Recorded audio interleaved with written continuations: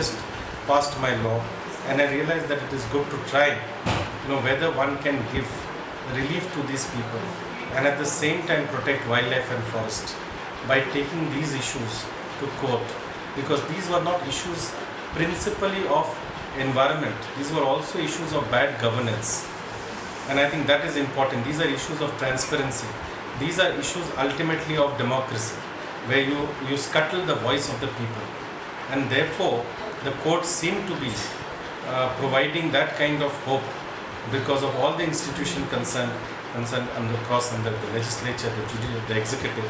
The court still provided some semblance of hope for the people at large. The issue is how people come to know now, largely because of internet.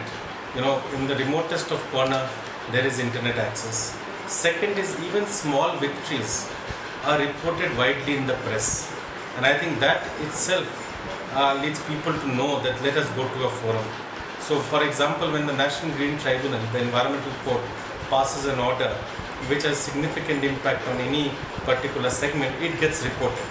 People affected do have access to the internet, the newspaper, they see it, and that's how, it's through word of mouth, it is through personal one, but it happens, and I still haven't been able to figure how a people from the remotest part of Manipur or Arunachal would still land up in Delhi with a case to fight.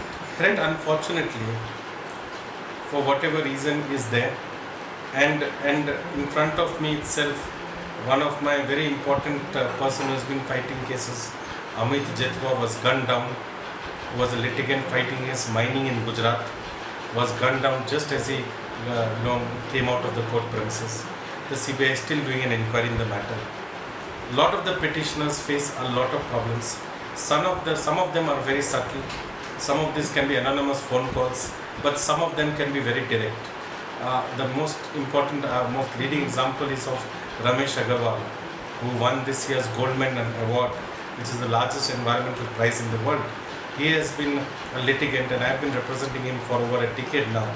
He was gunned, he was shot, and it was a narrow escape, but he was shot, and till date, 3 years after the incidents, he is still unable to move and walk and lead a normal life. The threat to me is equal to the threat that the people that I represent face on a day-to-day basis. They face threat from every quarter. They face threat from the companies that they oppose. They face threat from the government that they oppose. Some of them face threat from the lawyers from the other side also. So it gets very ugly. They're afraid to even venture into the courtroom because of the threat that they face. I would say that definitely, it is many of the struggles, but for example, the fight of the local communities and the farmers in case of Himachal against Lafarge Cement is, I think, a very, very significant one, where the mining activities of Lafarge was stopped by the Environmental Court. I would say the second important one will be the fight of the people in Sompeta Mandal in Andhra Pradesh against a thermal power plant, where 2 people died trying to save a wetland. And I was able to get an order from the court cancelling the environmental clearance for the project. So I think that is very, very important. On the personal front also would be the 10-year struggle to save the Niyamgiri Hills from the mining plants of Vedanta. And the fact that even after losing the first round in the Supreme Court, we ultimately succeeded in stopping the project from undertaking mining. So I would say these 3 would be one. There are many others, we have lost many, but we never give up hope so far as the case is.